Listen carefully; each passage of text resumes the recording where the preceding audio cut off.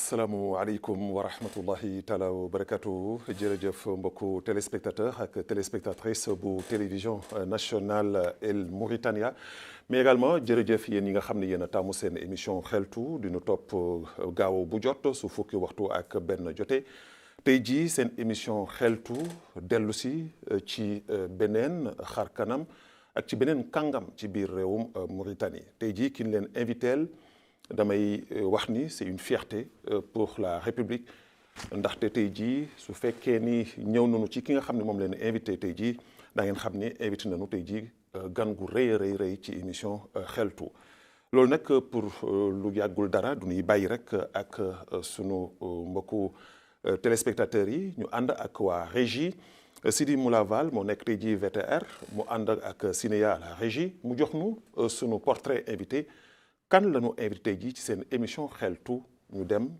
à la régie dellu soit ci plateau bi.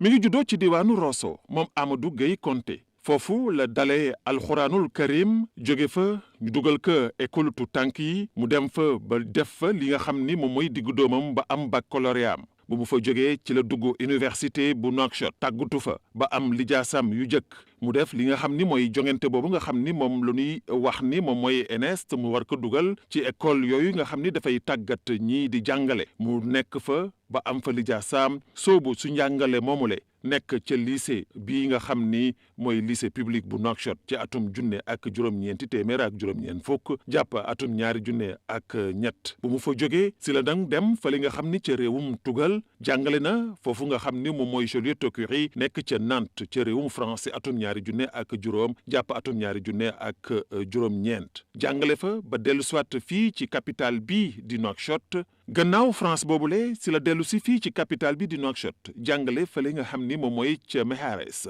nekk lycée bu nu ràññee fii ci capitale bi di Nouakchott jàngale ci école cadre bu Nouakchott ci atum ñaari junne ak juróom-ñett jàpp atum ñaari junne ak fukk ak juróom-benn moom la di Gueye Konté dellu tugal ndax lii nga xam ni moom mooy gëstu ak njàngale dafa koy yitteloon lool te buggal ko mu dem fa nag ca laboratoire bu mag boobu nga xam ni moo nekk ca Modico ca Paris tàggatu fa ba am fa lijaasam dellu siwaat fii nga xam ni moom mooy ci Nouakchott wéyal lii nga xam ni mooy tàggatoom ci école nationale d'administration de journalisme et de magistrature ñu koy wax ENAJM ci atum ñaari junne ak fukk ak juróom jàpp atum ñaari junne ak ñaar fukk moom lay di professeur Konté wéyal lii nga xam ni moom mooy tàggatoom fii nga xam ni moom mooy ci école bu mag boobu nga xam ni école bii di tàggat ingénieur yi la Gueye Konté loolu doyu ko mu wutali waat réewum tugal foofu nag la defee li nga xam ni mooy doctorat loolu moo waral tax tey jilee ñu koy tuddee docteur Amadou Gueye Konté mu nekk koo xam ni jàng daf ko bëggaloon lool mu tàggat ci ak ay élèves yu bare tey jii bare na ñoo xam ni tey jii ñoo ngi tudd ñu leen di wax ay ministre wala di leen wax ay directeur ñoom ñooñu le kii di professeur Konté moo leen tàggat ci atum ñaari junne ak fukk ak juróom benn jàpp atum ñaari junne ak ñaar fukk ci xarañteem moo waral tax ñu fal ko ci ministère bi nga xam ni moom mooy toppatoo lépp lu jëm ci njàngale mu kawe mi mu nekk fa conseiller technique ci atum ñaari junne ak fukk ak juróom-ñeent jàpp atum ñaari junne ak ñaar fukk ak benn ñu fal ko mu nekk directeur de l'autorité mauritanienne de l'assurance qualité de l'enseignement supérieur ñu koy wax AMAC muy kuréel goo xam ni moom moo ko ubbi te door ko liggéey fa liggéey bu mucc ayib bu ñëpp mën a teg gët atum ñaari junne ak ñaar fukk ak benn jàpp atum ñaari junne ak ñaar fukk ak juróom ñu fal ko mu nekk inspecteur bi toppatoo lépp loo xam dafa jëm ci njàng mu kawe mi ci atum ñaari junne ak ñaar fukk ak juróom bi ñu génn moom kii di Amadou Gueye Konté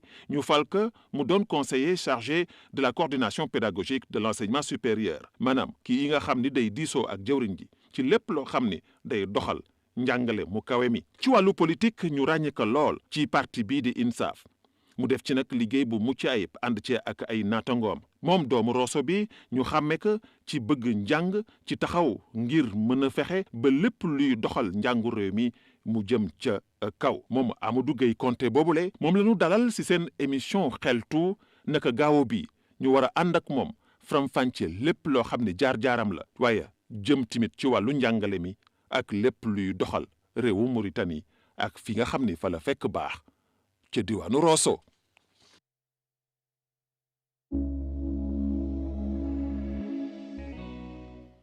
alors docteur Konté mbégte la kontante la xam naa ne du nu mën a sax yam ak leena xëy na nu muy rëddee portrait bi waaye gis nga li nga xam ni jàngat nan ko jëmale ko ci sa jaar-jaar ma bàyyi la d'abord nga nuyanteeg mbokku téléspectateurs yi ñu soogaan di soobu ci laaj ak tontu yi. maaleykum salaam Babacar Naam ma lay delloo njukkal. di la nuyu di nuyu téléspectateurs yi ñuy déglu am yaakaar ni suñu jógee ci waxtaan bi daan ci am liñ ci jëlee mooy sama présence tey di vraiment di la remercier di la féliciter pour justement ni ma xalaatee ba indi ma fii ma jàkkaarloog réew bi di wax sama xalaat ci li ma xam ci jàngale bi en partant de l'école primaire à l'enseignement supérieur. tàgg nga ma fi lu bare mais nag bon de toute façon jaar-jaar bi noonu la demee. très bien alors jaar-jaar bi noonu la demee nga nekk ndaw nekk doomu Rosso ñu bëri xam sa waajur bu góor Serigne Konté mu nekkoon monument au niveau de Rosso tàggat leen ci li nga xam ni moom mooy éducation. est-ce que yomboon na tey jii nga nekk ndaw ak Rosso ci jamono jooju nu mu meloon ak rëb-rëb bi nu mu rëbee nga juddoo ci frontière li ci nekk yëpp ak li ci mën a juddu yëpp mais tey jii mu arrivé la tey jii nga nekk nit koo xam tey jii référence nga tey jii ci réewu Mauritanie. Eh bien oui li nga tudd sama papa c'est une occasion pour parler de lui parce que El Hadj Serigne Konté xam nañ ko ci Rosso ràññee ko ci Rosso mu xarañoon lool ci jàngu njabootam et puis non seulement jàngul école mais ay cadre la dajale ci xarañteefam ak vraiment li mu defoon ci njëriñu jàng. Moi je me rappelle non seulement samay mag ñu ma jiitu muy Amath Sall Konté rahmatullah alayhi qui était un cadre international à l'UNICEF. Babacar Konté qui est également un cadre mujjee au PAM ba nekk fa retraité fa actuellement. Donc Leila Konté di sage-femme donc ma wax la rek sama famille fu ma soqe ko et puis loolu yëpp ci njëriñu paa bi la parce que nekk analphabète mais teg sa njaboot ci yoonu école jox ko importance xam ni jàngalu am njëriñ li ci réew mi moo tax mu meññ njaboot ju mel noonu. li mu amul woon moom il a vu venir que ni dafa war a tàggat ay njabootam loolu moo taxoon mu xaroon ci maanaam tànk tubayam def ci kéemtulaay kàttanam pour ngeen egg si fi ngeen egg si tey jii. En réalité tàggat na njabootam man je me rappelle à l'école man ak samay rak ak samay mag ku si jàng ba am moyenne bu baax daf lay payer la nuit blanche nga invité sa ay xarit et puis mu may la xaalis yow yaay chef daal loo bëgg moom la parce que moom loolu moo doon gis-gisam jàngu doomam yi daal defoon na ci xar na si tànk tubayam et puis yàlla may na ko ci ndam. alors frontière bi nga nekkoon ñëpp xam na ni frontière mu mel ak tentation yi nu muy bare yooyu yëpp mais teewul aussi tamit que ligne droite boobu nga xam ni tëraloon na leen ci jaar ngeen ci ba egsi fi ngeen ci egsi loolu aussi mën nañ ko maanaam lëngaleek ak li nga xam ne mooy tamit liggéey waajur bu jigéen parce que ci ay jàngat ak gëstu yi nga xam def naa ko sa waajur bu jigéen tamit ku leen gungeew la woon ku leen taxawu woon la.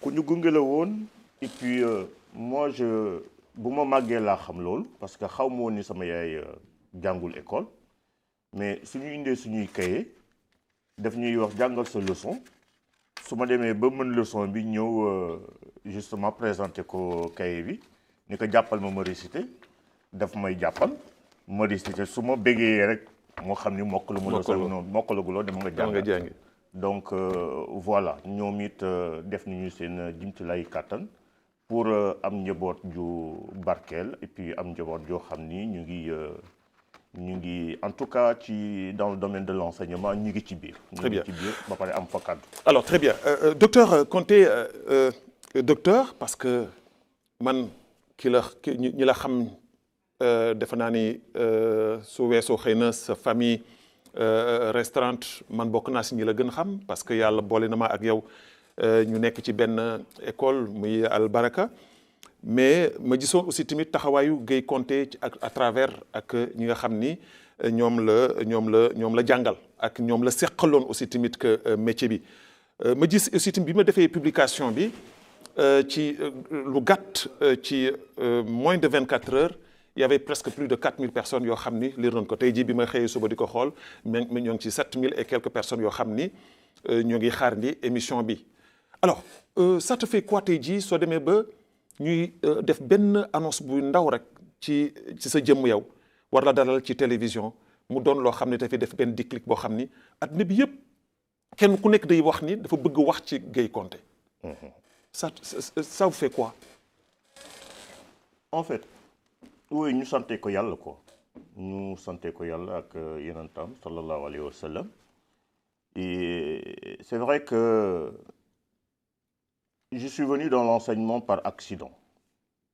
du woon li nga bëgg. du li ma bëggoon puisque je crois qu'en 1984 quand j'ai eu mon bac j'ai eu aussitôt parce que c'est le rêve de chaque jeune jusqu'à présent d'ailleurs j'ai eu une inscription pour aller à Lille faire administration économique et sociale donc loolu moo doon sama bëgg-bëgg nekk un administrateur mais à l'époque sama papa ak sama yaay seen loxo yeggul seen gannaaw donc ma teg ko ci suuf ñu orienté ma à la faculté des lettres ma jàng fa ba am fa lijaas bu ñuy wax maîtrise en littérature et en linguistique donc foofu laa jógee ñu affecté ñu Kayidi c'est ma première année d'enseignement c'était à Kayidi et déjà à Kayidi temps yi ñuy jàngale foofu l'école était bipolarisée et ça on le sait avant justement les dernières réformes sur lesquelles nous reviendrons amoon na ay arabisants amoon na également ay bilingues on les appelait des bilingues pourquoi parce que ñuy jàng nous par exemple man j'étais en terminale AB A bilingue amoon na D bilingue amoon na C bilingue ni mu amee loolu amoon na son pendant c'est-à-dire que amoon na ay AA DA CA ñooñu essentiellement la langue de formation arabe la woon ñun suñu langue de formation c'était le français c'est pourquoi j'appelle justement cette école bipolaire bicéphale ñaari bopp quoi et jusqu'au moment où en 99 eh bien ñu en fait génne benn réforme je pense qui stipulait que ni désormais toutes les langues toutes les matières scientifiques ñu ngi koy jàngale en français et je crois que jusqu'à présent loolu moo am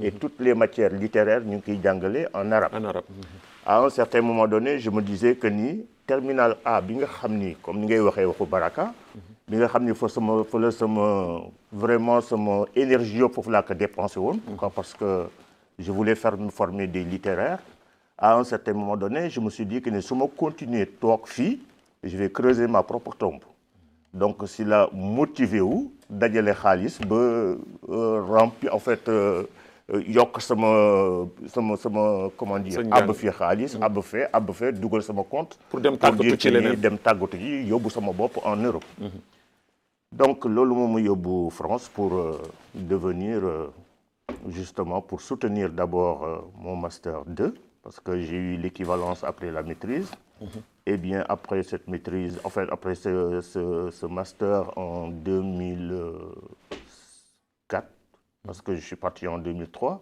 2004 j'ai soutenu justement le master 2 et après le master 2 je me suis inscrit en thèse de doctorat que j'ai soutenu en 2008. En 2008. Donc mooy indi li ñuy wax docteur. Voilà docteur loolu moo indi docteur Amadou Konté alors tey jii sunu thème waxtaan muy l'école républicaine est-elle un levier essentiel de cohésion sociale, de justice éducative et de reconnaissance culturelle. Alors loolu su ma ko indee tey jii dafay ñëw ci benn aspect gis nañu ni junj nga ko sànq bu njëkk ba daf daan nekk daan wax ni kii bilingue la comme ni ngeen koy waxee AA DA CA ñu koy wax ni AB ainsi de suite moo indi tey jii bu njëkk ñu daan wax ni kii bilingue la. dafay opter pour le français wala mu opter pour l'arabe mais gis nañu ni dans ce cadre là bari na ay réformes yoo xam ne am na ci réewu Mauritanie ba tey ji mu indil nu tey jii lu mu indil tey jii ba indil l'école républicaine alors thème bi nga xam ne jël nañ ko tey jii yow en tant que tey jii un connaisseur wala quelqu'un boo xam ne tamit que tu es mieux placé que quiconque pour mën a wax ci li ni mel parce que dund nga ko mais également aussi tamit sa loxo mi ngi ci biir. lan nga ci mën a jàngat tey jii ci li nga xam ne moom mooy l'école républicaine là. Bien tu sais li ñuy wax les réformes tournaient autour de la problématique linguistique c'est-à-dire problématique u langue. su ñu waxee langue. mooy kàllaama yi mooy kàllaama yi.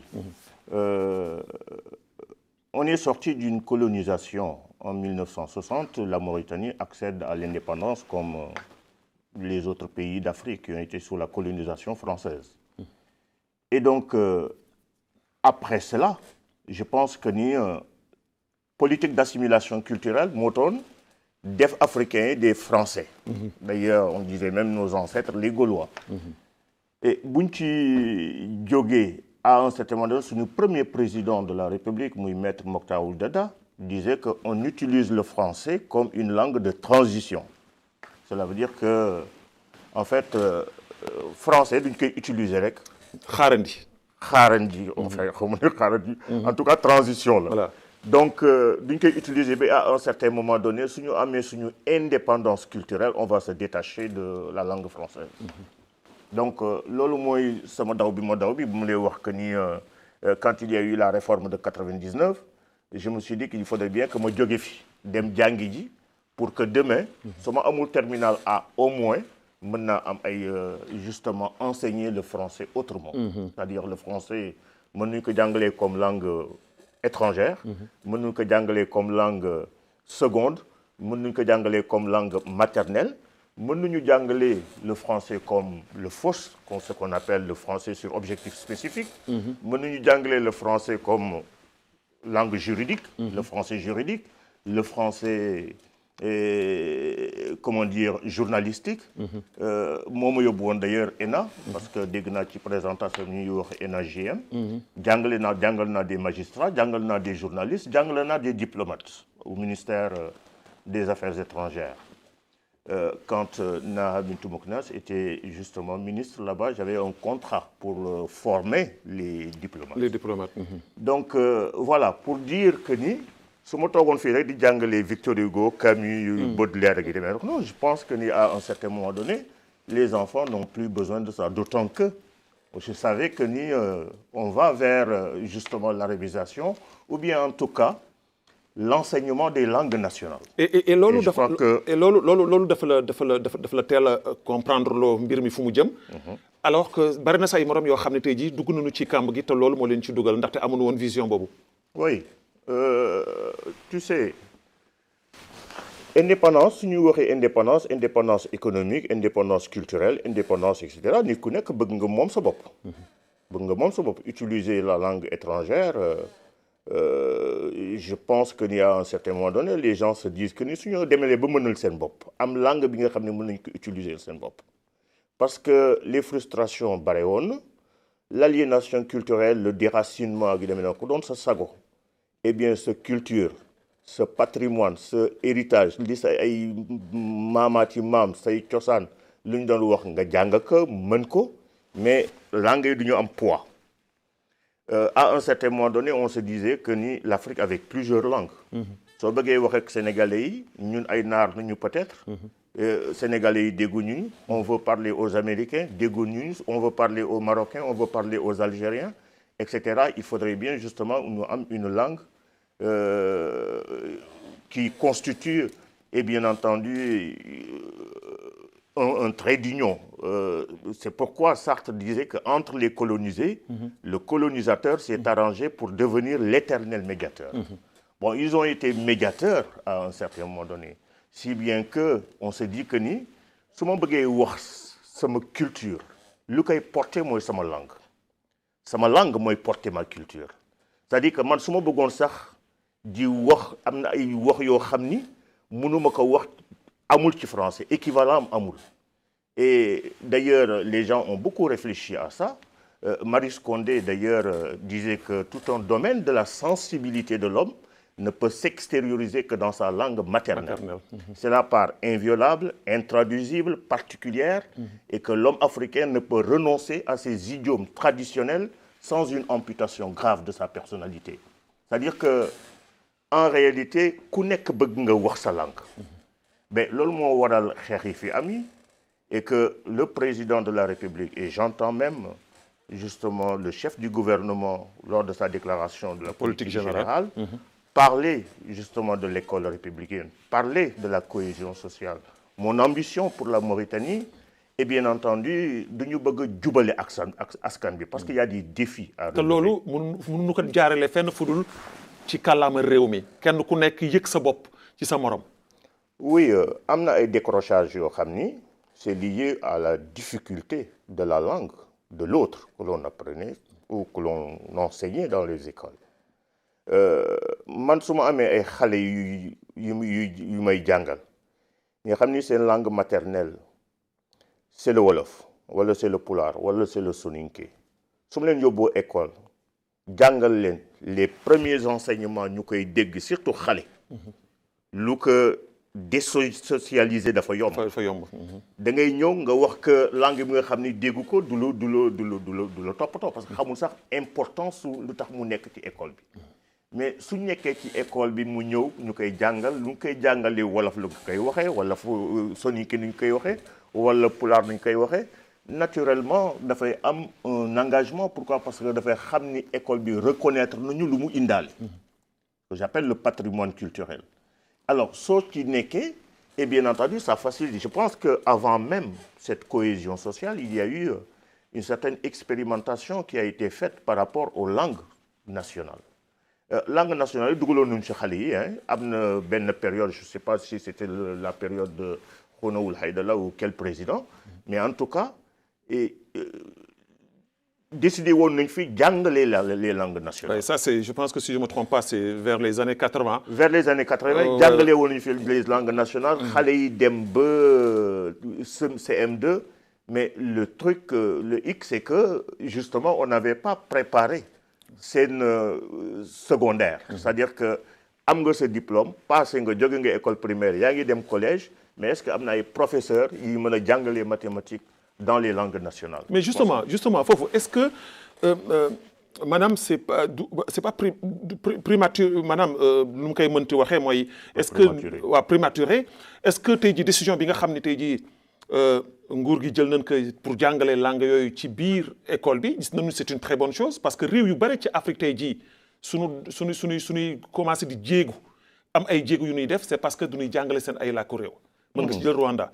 mais damay jéggi foofu jëm ko ci maanaam lu mel na Chine.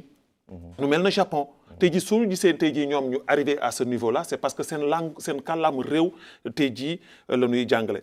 Est-ce que yaakaar nga ni wàccaay bi nga xam ne nguur gi jël na ko parce que le président de la République wax nga ko léegi am na vision bi pour tey jii jàngale làkku réew mi ci biir école yi mais est-ce que yaakaar nga ni loolu dana mën a egg fi ñu ko bëgg a eggale étant donné que bari na ñoo xam ni tàggatuñu leen nu leen war a tàggatee. En fait je crois que en 1991 malgré li ñu wax ici la possibilité d'enseigner dans nos langues. En 1991, la constitution mauritanienne place l'arabe comme étant la langue officielle. Donc, si nous avons l'arabe n'est que langue officielle, cela veut dire que le français perd son statut de départ. Parce que le français était la langue officielle. Et à partir de 1991, on déclare que l'arabe devient la langue officielle. Donc, ce n'est que langue officielle depuis 1991. Aujourd'hui, on est en 2026. Cela veut dire que, naturellement, il faudrait bien que Nidji, eh bien, Khamni, au niveau de la Mauritanie, il y a une solution que les gens cherchent à trouver par rapport à une certaine indépendance culturelle. En utilisant une langue qui peut véhiculer leur culture, qui peut véhiculer le patrimoine culturel africain ou mauritanien, je dirais. Donc, sur ce point, je pense que le problème qui se pose, c'est que au-delà de ce statut, le président de la République et son Premier ministre, le gouvernement également, ont compris que justement, l'arabe langue officielle, il y a eu des remous dans les autres communautés. Parce que Koudon Sasago, nous avons sa langue. Koudon Sasago, et bien entendu, les autres langues n'est que des langues officielles. Mais ce que moi, je suis convaincu d'une chose, c'est qu'une langue, on ne l'impose pas, elle s'impose d'elle-même. Okay. Une langue, on ne l'impose pas, elle s'impose d'elle-même. Et si elle s'impose d'elle-même, il faudrait bien qu'il y ait une certaine volonté politique qui, justement, accompagne ces décisions sur cette école républicaine. Parce que quand on parle d'école républicaine et qu'on se dit que les langues nationales désormais sont enseignées dans l'école, ce qui n'existait pas. Je crois que c'est sorti des journées de concertation. Où tous les acteurs politiques ont participé et ont décidé justement qu'il faudrait bien qu'à côté de l'arabe, qu'il y ait justement les langues nationales qu'on les enseigne. Et d'ailleurs, que les politiques, comme nous l'avons dit, les politiques, il y a mais maintenant, donc ça veut dire que on peut dire que le gouvernement sous l'égide du président de la République et de son Premier ministre, nous saluer donc ce pas-là. Oui, on peut bien saluer ce pas. Parce que la volonté est là, les moyens sont mis à disposition pour amener justement les gens à s'autonomiser, au moins du point de vue linguistique. Qu'il y ait au moins, parce que jusqu'à présent, si nous avons une hiérarchie des langues, c'est parce que, et bien entendu, français, c'est une langue internationale, l'arabe, c'est une langue internationale, peut-être les autres langues, je ne suis pas linguiste, eh bien, peut-être les autres langues n'ont pas ce même statut. Et puis, il n'y a pas le même poids. Et derrière, justement, l'arabe, il y a le fait, justement, que si nous avons Al-Quran et que, naturellement, en Mauritanie, je pense que nous avons Kahidi, Boro, Rosso, nous avons Al-Quran. Et Al-Quran, c'est en arabe. Et nous avons, en tout cas, c'est un socle commun. Vous savez, parce que quand nous avons arabe, et bien entendu, naturellement, par rapport, et bien entendu, à l'islam, par rapport à la religion. Certains vont dire que le Coran, même en Wolof, en Pulaar, etc. Il y a eu des tentatives dans ce sens. Mais en tout cas, ce qui est sûr, c'est que l'arabe est la langue officielle pour l'instant et que la volonté politique est en train d'accompagner les langues nationales. Alors, mais docteur, est-ce que tu as dit, si nous avons le positif, obligatoirement dana am loo xam ne aussi tamit que lu négatif la wala loo xam ne lu nu war a jogjanti la war a defaraat ko war a ko taxawalaat pour que mu doon loo xam ne peut-être que daanu mën a jëm ci le succès ou la réussite de ce projet-là. Alors tey jii en tant que tey jii koo xam ni yaa ngi ci milieu bi tey jii su fekkoon ne tey jii dafa am loo xam ne tey jii lu manqué la ci maanaam réforme bi surtout avec les langues nationales là lan lay doon loo xam ne tey jii soo ko doon jox conseil boo koy jox tey jii nguur gi di ko jox ministère bi bien vrai que ni conseiller technique au niveau du ministère de l'enseignement supérieur lan lay doon. Faut pas que mu nekk des effets d'annonce mais je parle de la volonté politique li wóor ba wóor mooy les langues nationales on commence à les enseigner à l'école. L'arabe est la première langue du ñuy jàng. À partir de la deuxième année, on introduit justement, comment dire, le français. Mu nekk langue de communication. Et ça permet une certaine ouverture également. Anglais, justement, en première année collège. Mais mauritanien bu nekk ku choisir arabe par exemple ki nga xam ne sa langue maternelle c'est Hassania. da nga ci war a teg beneen langue. Pour qu'il y ait possibilité de circulation de l'information et de contact, de cohésion sociale. Foofu la dugg. Voilà. Eh bien wolof bu jàng deuxième langue en fait parce que il y a une langue d'apprentissage. mooy justement l'arabe moom la ñuy njëkk a commencer. mais fekkee wolof nga duñu la siy tegal wolof fekkee pulaar nga duñu la siy tegal pulaar fekkee soninke la duñu la siy tegal soninke. nga jàng ko donc on va avoir des bilingues. Et il faudrait bien que le bilinguisme soit équilibré. Qu'on ne reste pas au niveau de langue nationale parce que les langues évoluent, vivent également. Mën nañu à un certain moment donné li ñuy wax ni officialisation des langues am na ay pays comme Afrique du Sud par exemple qui ont peut-être 11 langues officielles. Est-ce que justement on n'arrivera pas à un moment où les autres langues yu ñuy revendiquer c'est prématuré aujourd'hui on va dire parce que enseigner les langues, il ne suffit pas de dire qu'on les enseigne, mais il faudrait bien qu'il y ait des manuels disponibles. Il faudrait bien qu'il y ait des curricula, il faudrait bien qu'il y ait des programmes. Il faudrait bien, il y a tellement de choses qui doivent accompagner justement cette décision. Et ensuite, il faudrait bien qu'il y ait des enseignants bien formés. Bien formé parce que man ku ma yóbbu woon par exemple même si je suis professeur ku ma yóbbu woon aujourd'hui pour ma dem jàngale ji wolof c'est vrai que la wolof est ma langue maternelle mais ku ma yóbbu woon pour ma jàngale ji wolof mënu ma ko jàng mënu ma ko jàngale donc ces gens-là doivent être formés muy pulaar muy soninké muy comment dire wolof il faudrait bien que ñi ñuy jàng parce que la qualité de l'enseignement dépend des compétences et de la qualité des enseignants. Si les enseignants ne sont pas bien formés, eh bien, naturellement, les élèves ne vont pas suivre. Et alors, loolu dafay wane tout simplement parce que dama toog benn jour may seetaan réseaux sociaux yi ma gis benn chaîne de la place du ma mën a tudd turam ndax publicité lay doon ma gis si journalu Hassania mu doon loo xam ni lu bees la. koo xam ne daf doon day présenter journal mais Hassania la koy présenter loolu ça explique tout simplement que tey jii pour ñu mën a réussir egg fi nu bëgg egg comme ni nga ko junjee léegi il faut que obligatoirement ñu jaar par ces langues nationales là. Parce que soo xoolee tey jii les 80% de la population mauritanienne dégguñu arabe dégguñu français. ñi Hassania la ñu dégg ñi wolof la ñu dégg ñi soninké la ñu dégg surtout ceux qui sont dans les zones rurales. Ben c'est justement ce que je dis. Il faudrait bien qu'il y ait du sérieux dans l'enseignement. Il faudrait bien qu'il y ait de la qualité dans l'enseignement. Et ça, ce n'est pas simplement valable pour l'enseignement primaire, c'est également valable pour l'enseignement supérieur.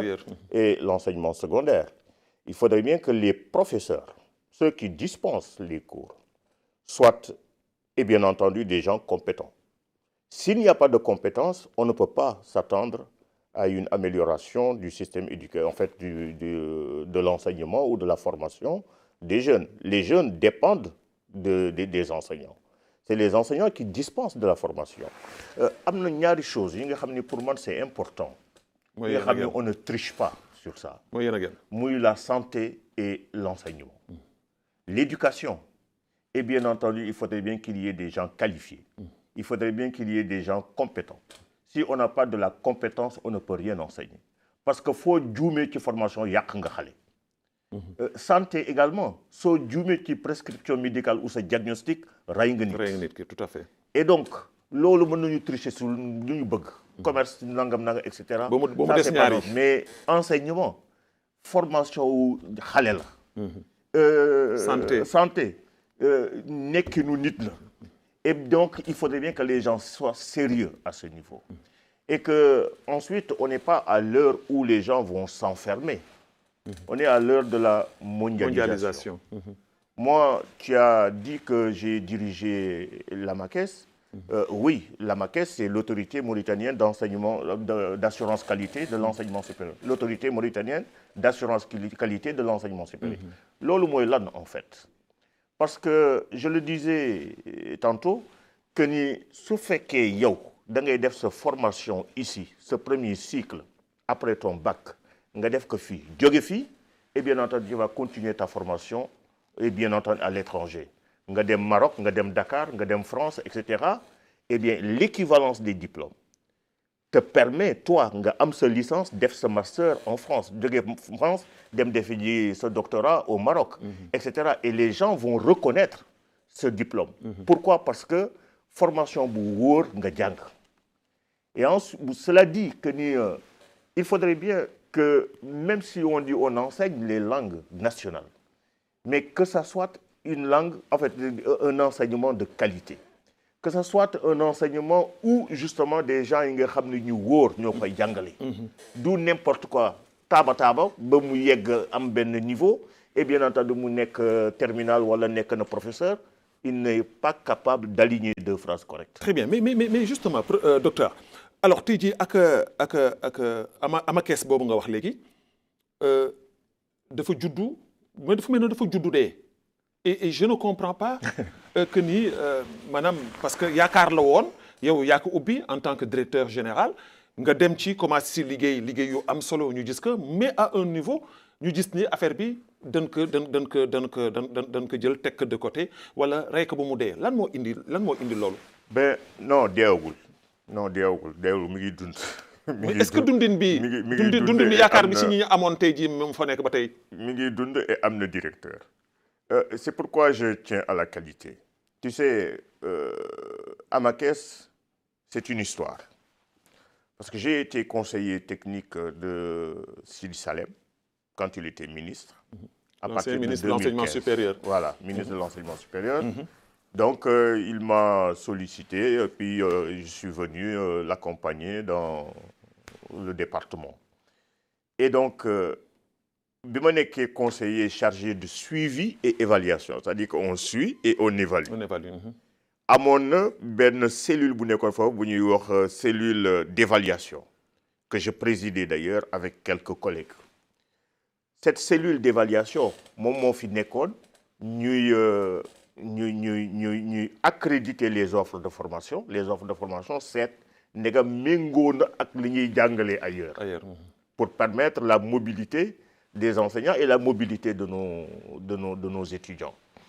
Pour que quand nous commençons, nous continuer à donc, justement, à partir de là, on a fait des benchmarks.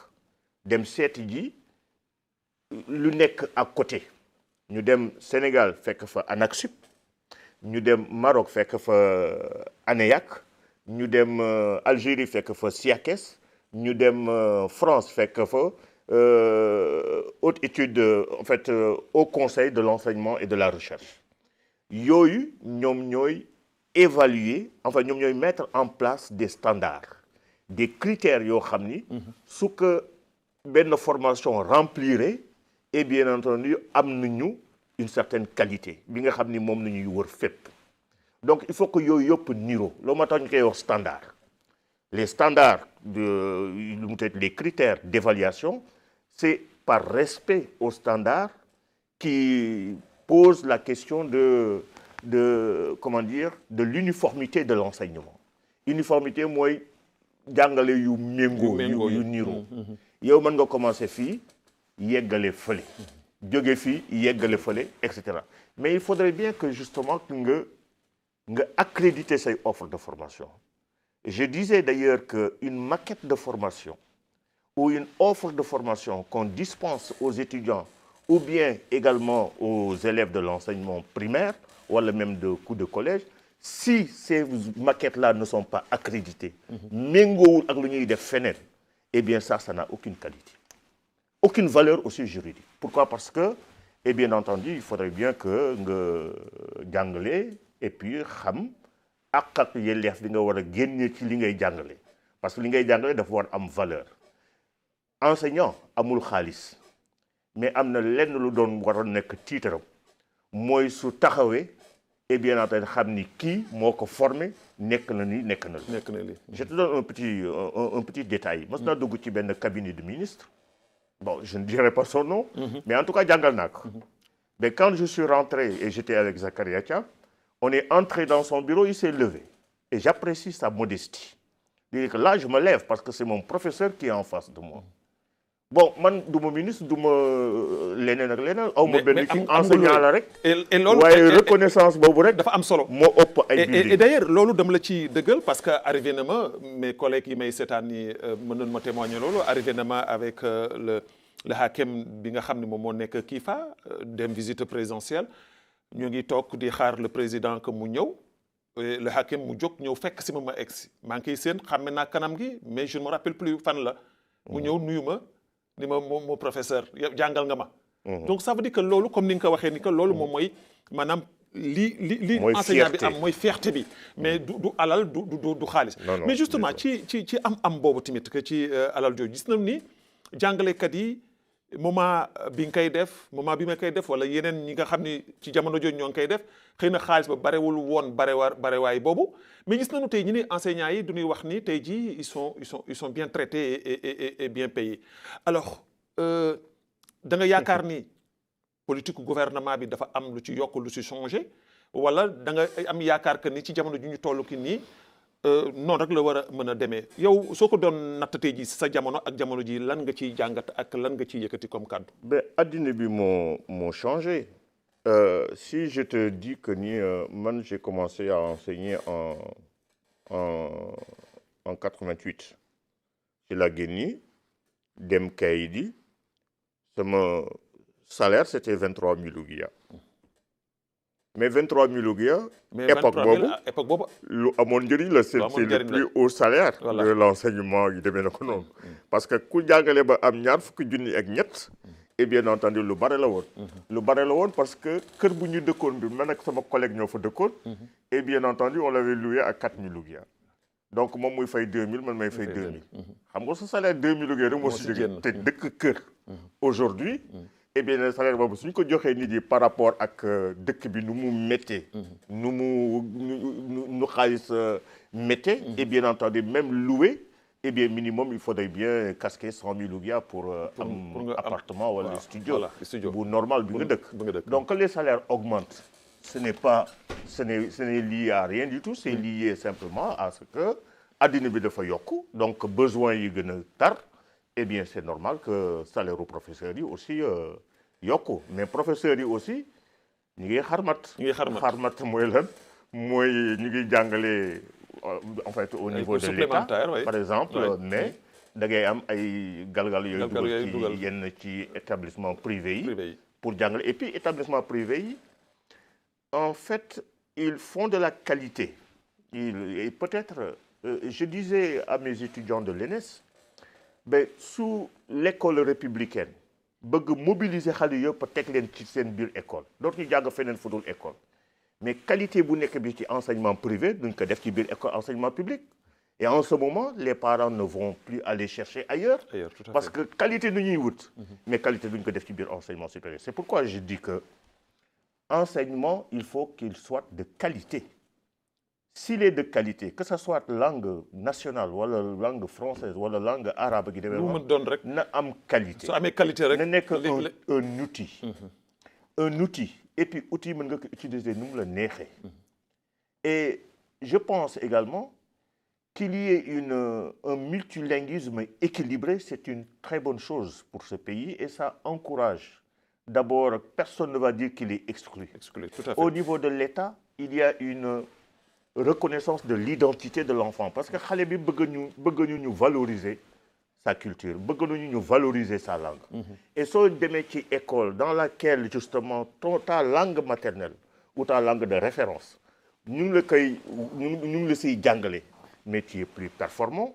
Je disais qu'en 1980 quand il y a eu cette promotion-là cette truc d'expérimentation et je vois mes collègues de l'université qui disent que ni de toute façon on a eu une première expérience et c'était de très bons résultats. De très bons résultats. Xale bi soo ko jàngalee ci langam, c'est normal mu réussir. En France, quand on fait le bac, quand on entend les résultats du bac, mais tu entends les gens ay 99% d'admis. Pourquoi ñoom ñuy am 99 d'admis et nous, quand on fait le bac, on est vers 10% ak demee noonu. Ça veut dire qu'il y a un problème. Il y a un problème. L'handicap, c'est quoi? Les difficultés, c'est quoi? C'est par rapport à la langue étrangère. Ou par rapport à certaines difficultés. Mais nos enfants sont très performants. Absolument. Ils sont très Absolument. intelligents. Et loolu day wane ni tout simplement que ni ëllëg suñu demee ba jël taxaw langue nationale yi jox ko gëdd bi comme ni nga ko waxee bu am tàggatu nag bu doy je pense que mën nañu egg fi nga xam ni fa la réew yooyu di egg comme France ak yooyu. Mais docteur, avant ñuy dugg sax ci maanaam deuxième partie émission bi dama bëggoon laaj la lu gàtt rek ci li nga xam ne moom moo jëm ci wàllu bourse yi mënu ma la fi invité ba fii ñuy wax enseignement supérieur ñuy wax ci l'enseignement te duñu ci waxtaan ci wàllu bourse yi nga xam ne tamit tey jii sunu ndongal daara yi dañ koy faral di am jëmale ko ci bitim réew nan nga koy dundee ak nan nga koy jàngatee. bourse c'est-à-dire ça veut dire bourse que xaalis wala bourse dem jàngi ji à l'étranger dem jàngi ji à l'étranger parce que dañuy gis ni bu njëkk demoon xëy na bitim réew yomboon na. mais léegi dañu gis ni jafe na lool tey jii ci xale yi pour que ñoom ci seen wàllu bopp sax pour nga mën a am bac pour mën a jàngi tranquillement et puis def li nga war a def dellu soit et ñu si bare aussi tamit suñu demee seen jàng finalement dafay mujj yàqu pourquoi parce que dañuy mujj di xar matt ndax la vie est tellement chère à l'extérieur ba telle sorte que lanu bëggoon seen jàng duñu ko mujj am.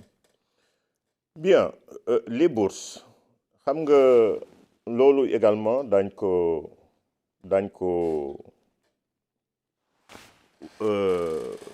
comment on dit ça le président de la République def na ci bien sûr ay jéego yu am solo puisque en 2019 je pense que le budget de l'enseignement supérieur c'était pratiquement ay 10 milliards maintenant on est autour de 20 milliards le double. Voilà donc moyens yi mi ngi fi taxaw. Et ensuite, il y a eu beaucoup d'établissements yu ñu construire. À l'époque, ñun quand on avait le bac en 84, eh bien ñu doon am bourse mooy ceux qui sont en série C ou série D. Série A daawuñu dem peut-être les 5 premiers. Parce que justement, il y avait l'université, il y avait l'école normale supérieure, il y avait français, il y avait anglais, il y avait histoire, il y avait etc. Tout ce qu'on voulait faire dans le domaine des sciences humaines. En tout cas, à mon avis. Donc, on ne sortait pas. Ñuy génni mooy les gens qui ont les scientifiques. Mais pourquoi ñuy génni? Parce que si tu veux faire médecine, du fi nga koy defee amul. Et maintenant, faculté de médecine am na fi. Tu veux être ingénieur, am na fi. Tu veux faire génie industriel, am na fi. Tu veux faire justement architecture, am na fi. Tu veux faire n'importe quel type de formation, am na fi. Donc lu nit di doon def extérieur di ko wuti ji extérieur comme ni mu dalee woon les littéraires à l'époque dal na également les scientifiques. C'est-à-dire qu'ils n'ont plus besoin d'aller à l'étranger pour se former. Parce que les établissements se sont démultipliés. Il y a une décentralisation et une certaine couverture de toute la Mauritanie. Soo demee Kifa am na université, soo demee Ayoune am na université, nga dem Nouadhibou am na université, nga dem Kahidi, nga dem Rosso, etc. Donc lépp lu ñu doon def à l'étranger am na fi actuellement. moo yokk ci lenn aussi. Nous, à notre temps, pour nga am bac, il faut dépasser la vingtaine. Il faut nga am plus de 20 ans. Maintenant, xale yi à 16 ans, à 15 ans, am nañu bac. Xale bu am 15 ans nga yóbbu ko à l'étranger. Amul maturité boo xam ni. mën na yore boppam wala mën na defal yenn yi boppam. Il n'est pas encore autonome. Surtout que yarewuñu suñu doom yi noonu. Autonomie am xale yi amuñu ko. Donc, il faudrait bien qu'ils soient accompagnés par les parents. À l'époque, il y a certains Mauritaniens qui accompagnaient leurs enfants à l'étranger. Maintenant, eh bien, xale yi justement duñ leen di bañ ñu génni parce que li ñuy wuti ji à l'étranger ñu ngi koy jàng fii ñu ngi koy def fii. Et ça, c'est depuis le temps de Sidi Salem, hein, et même justement, on avait IPGEI, c'est-à-dire Institut préparatoire aux grandes écoles d'ingénieurs. Xale yi les meilleurs, les candidats les plus performants, les 80 meilleurs élèves de terminale C, on les orientait à l'Institut préparatoire aux grandes écoles d'ingénieurs. Ñu jàng foofu tàggat seen bopp ba réussir ba faire après leur deuxième année ils font le concours pour entrer dans une grande école. La grande école ça peut être Polytechnique de Paris ça peut être Mines et Ponts mën na nekk n'importe quelle grande école à l'étranger mais mën na nekk aussi école polytechnique bi nekk bi fii. Si vous ne réussissez pas mën ngeen nekk fii. mën ngeen dem Maroc mën ngeen dem Tunisie. Et vous aurez la même formation. Et on aura la même formation parce que les offres de formation sont accréditées, répondent aux critères et donc sont arrimées à la qualité de l'enseignement supérieur dans le monde. Et ça c'est très très très très important. Alors donc ñu jëm nag ci sunu deuxième partie émission. Émission bi dafa am nu muy tëddee am na ay mbir yoo xam ne dañu koy jël mouchoir bi moom ku fi ñëw daan ko jox xaw ma nag nu ñuy def ak yow. dan la koy jox rek nga téye. Alors ñu dem à la régie ànd ak ki nga xam ni moom mooy Sidi Moula Val mu jox nu sunu maanaam élément surprise yi nga xam ne def nañu ko parce que am na fu nu dugg am na fu nu jénn lijjanti ñi nga xam ni ñu jóge ki nga xam ni moom la ñu invité ji di docteur Amadou Gueye Konté. am na koo xam ni ku ko jóge la xaritam la day diisoog moom guddi ak bëccëg waaye am na lu mu yëkkate ay kàddu wax ko ñu dem à la régie dellu soit ci plateau bi.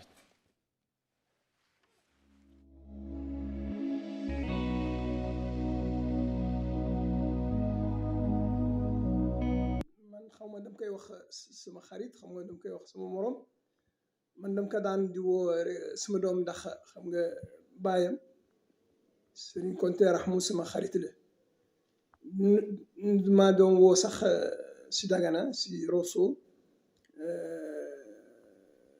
Silama Serigne Konté kon toujours danga koy dama ni kan man yow man sa baay laa ndax xaritu sa papa la naka jànk loolu laay dundee sax man sama xarit yëpp seen baay laa doon jëfle politique laa doon donc ñoom toujours dem leen di tooñ man du ma seen morom ndax seen xaritu papa seen papa la léegi ngay compter moom bu xarit sama xarit la bu baax ñoo maas ñu defaale école defaale lycée aussi ki nit ku baax la ku yaru la ku professeur bu mag la nga xam ni dafa honnête dafa jub mag bu yaru la lu mu ko xam lu baax rek laa ko xam man ma si wax li nga xam ni lu ma si wax rek tuuti la si jëfam lu mu def ak man ndax toujours lu muy def rek mu jël tànkam ba ñëw sama kër mu ni ma dafa am lu xew damay def lii damay def laa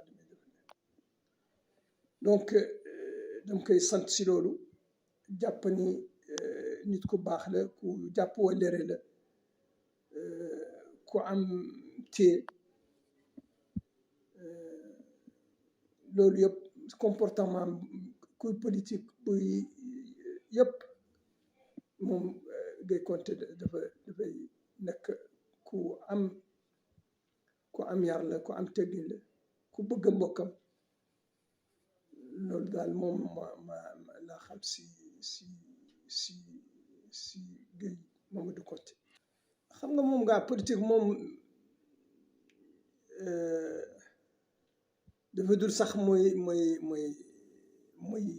yëfam ndax daf koy def pour dimbali rek naka jëkk moom dafa doon dimbali bu pouvoir bi nga xam ne ñoo koy soutenir ñun ñëpp toujours mu ngi si maa ngi koy dimbali à chaque fois boo amee réunion boo amee yeneen yoo xam ne war na ko def si loxo def loxo xam ne aussi dafay indi ay conseil ay conception pour sunu lu ñu daaw xalaat lu ñu lay def moom moo koy def yëpp donc c'est un grand cadre bu mag la bu xam ni am na responsable bu mag la donc loolu ñu xam si Gueye Mamadou Konté.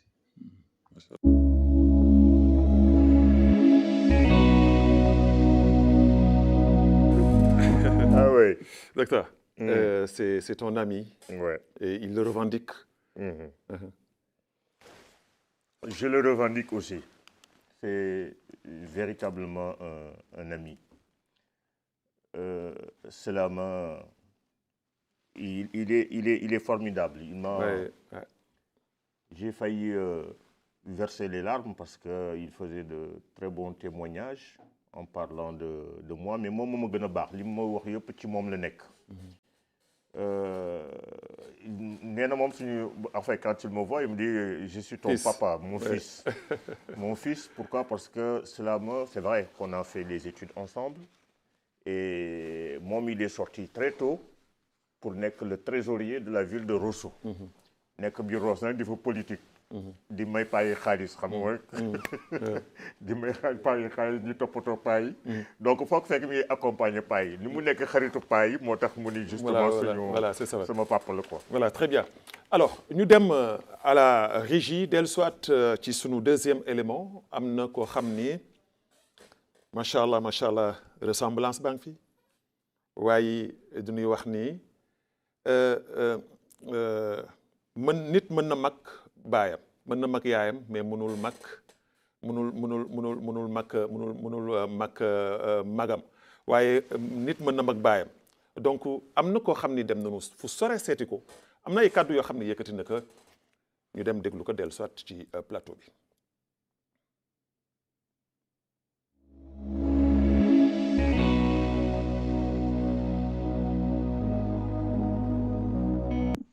Coucou papa, mesdames, messieurs les présentateurs, vous n'auriez pas pu avoir meilleur invité que Monsieur Kunter Larmeberik. Mon cher papa, dont je suis très fière. Là où je vais, on m'arrête tout le temps. Oh, c'est Monsieur Kunter, ton papa. C'est un homme exceptionnel, etc. Donc je suis très reconnaissante et je remercie Dieu d'avoir un père aussi incroyable. Et de la même façon que les gens le voient à l'extérieur, il est exactement pareil à la maison. Un homme gentil, drôle, attentionné, cultivé, qui aime transmettre, bienveillant, etc. Machallah, je suis très reconnaissante d'avoir un papa comme ça. Et au-delà d'être le premier homme de ma vie, c'est aussi mon modèle. Parce que oui, c'est un homme c'est l'aîné de sa famille, tout comme je suis son aîné.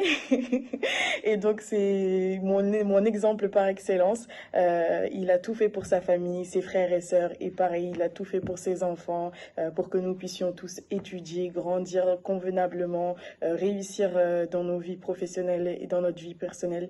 Et pour tout ça, je suis extrêmement reconnaissante et je prends beaucoup d'exemples sur lui. J'espère pouvoir être aussi incroyable. Bon, je veux m'en rapprocher un tout petit peu.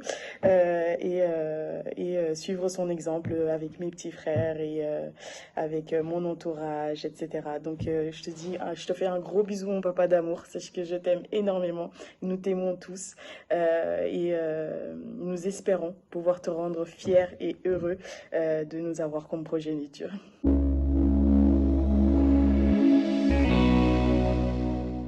Alors, professeur, c'est émouvant.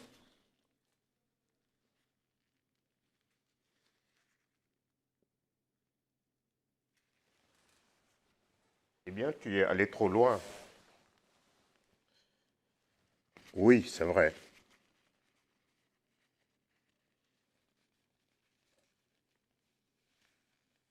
Ouais. À la régie, donc ça fait plaisir, hein, vraiment, parce que nit amul lu dul ay njabootam yar say doom éduquer leen ba ñu egsi à ce niveau, c'est une fierté. tey jii loolu la ko ay doomam di delloo mais du yem foofu du ñuy delluwaat à la régie ñu jox nu sunu élément bi nga xam ne tamit que doxaat nañu fu sore kii nag moom li mu wax vraiment lu neex ci xol la ñu dem à la régie avec Sidi Moula Val ñu jox nu sunu élément ñu dellu soit ci plateau bi.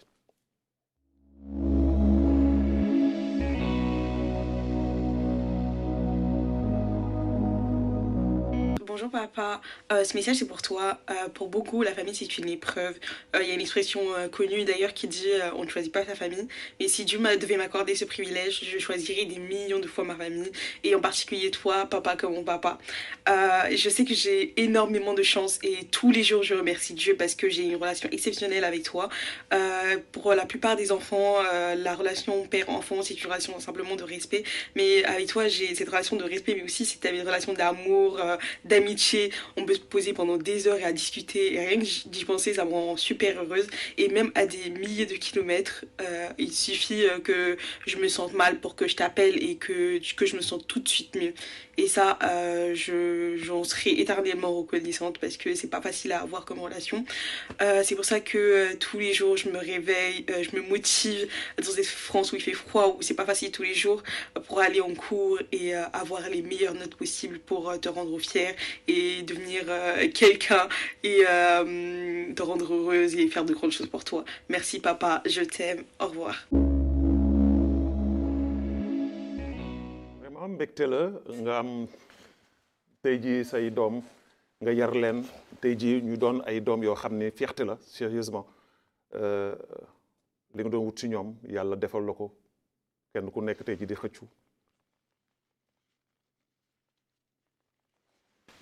voilà c'est dommage que ni sunu invité mënul wax ji mënul bare tey jii parce que am na yeneen yoo xam ne sax dama ko bloqué parce que mënu ma ko woon jénnee parce que may excuser wu tamit ñu bare ñi nga xam ni def nañu ay témoignages bëggoon ma jàlle que te mënul woon jàll ndaxte xëy na temps bi duñu ko may mais également aussi tamit que lii laa si doon bañ émission bi noonu lay tëddee mais c'est émouvant mais nag dafa am benn surprise boo xam ni kii nag moom xaritam la limiyaaram la léppam la moo tax mu doon li mu doon moo tax mu nekk fi mu nekk fii du ñuy ànd à la régie ñu jox nu ko ci ay secondes rek ñu dem jeexal émission bi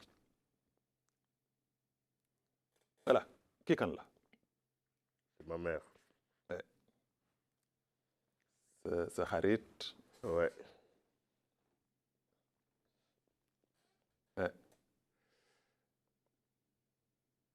Voilà. Alors, merci à la régie, professeur wala docteur maa ngi jégalu nag ci rangoñ yi mais xeltu moom c'est comme ça. Alors c'est un plaisir tey jii dalaloon la tey jii ci émission xeltu xanaa ma bàyyi la rek nga tàggoog mbokku téléspectateurs yi ñu jox daje incha allah ci yeneen jàkkaarloo. Bon, en fait, je te remercie pour les efforts endurés, puisque, en fait, c'est vrai que mes deux filles là sont en France et font des études. Ben, tu as discriminé, pourquoi? Parce que mon fils n'est pas passé. Ouais. Il n'y a que mes deux filles. Voilà, moom envoyé na vidéo mais vidéo à la fin à la dernière minute c'était un problème technique loolu moo tax. Le petit n'est pas passé. C'est Babacar. Voilà Babacar sama turandoo d'ailleurs on s'est parlé voilà. di ko jégalu bu baax a baax parce que élément am dafa xawoon na am problème technique loolu moo tax. Oui, et en plus ma mère à l'image.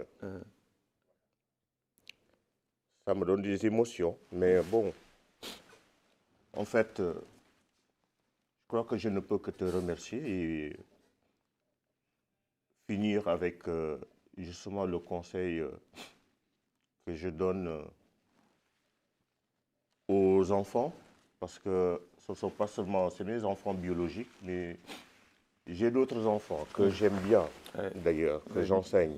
te ñu bari aussi tamit bëggoon témoigner. Je continue à enseigner. Par moment, je me dis que c'est ça le rôle d'un enseignant, parce que on n'est pas simplement affilié au ministère de l'enseignement, mais on est affilié au ministère de l'éducation. Là, nous faisons discuter. Donc, qui parle de ministère de l'éducation doit coupler à la fois la formation, mais l'éducation. Parce que papa nga, modèle nga, et puis référence nga, am na li nga war a joxe. Ci xam-xam, ci comportement, ci citoyenneté, ci gëm sa bopp. Parce que en fait, je pense que ni xale yëpp bëgg nañu loolu te faire très attention par rapport à la modernité. Parce que Senghor disait avec Roger Garaudy qu'il faut privilégier l'enracinement et l'ouverture. Donc, ci discussion bi ñu nekk bi la promotion des langues nationales et bien sûr l'ouverture aux langues étrangères. Je pense que c'est une bonne chose pour pour la Mauritanie. La Mauritanie. Et qu'on sache que si on parle de moderniser, cela ne signifie pas rompre avec toutes les sources vives du passé. Mais quand on dit modernisme, on dit intégration d'éléments nouveaux pour se mettre au niveau des autres. Alors, très bien. Merci docteur di la gërëm di la jox daje incha allah ci yeneen maanaam jataay di gërëm vraiment l'équipe technique bi àndoon ak ñun Gleb tey ji moo nekk ingeste son Adnan Ahmed Zeydan moo àndoon ak ñun ci wàllu son ak Malick Sy àndoon ak tamit ki nga xam ni mooy VTR Sidi Moulaval Régie Sinia Nodal Cheikh Diéry ak Boubacar Ndiak caméra àndoon ak Mouhamed moom àndoon ak ñun ak Abou Gueye coordinateur comme toujours le grand Ahman la grande Siham moo nekkoon ak ñun ci wàllu script réalisation Issa Haïti Mohamed Fall moom mi nga xam ni moom tamit que moo doon le duo choc ak kii di Adnan Ahmed Zeydan nekk en congé ñu koy ñaanal un bon repos et di leen jox daje incha allah nekk semaine prochaine incha allah ak beneen kàngam ci biir réewu Mauritanie yàlla na yàlla def jàmm ci biir mi yàlla muccal leen muccal di gën ci géej xewal wasalaamu aleykum wa rahmatullahi taala wa barakatuh